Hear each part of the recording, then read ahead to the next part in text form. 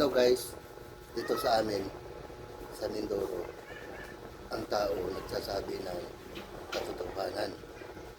Pag dumating at nabutan na kumakain yung may bahay, sasabihin, kain na po kayo.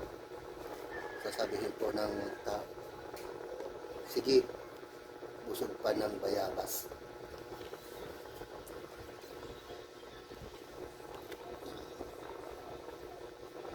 Kain. Ang mahalaga, kung may nakakain. Busog pa po ng bayabas.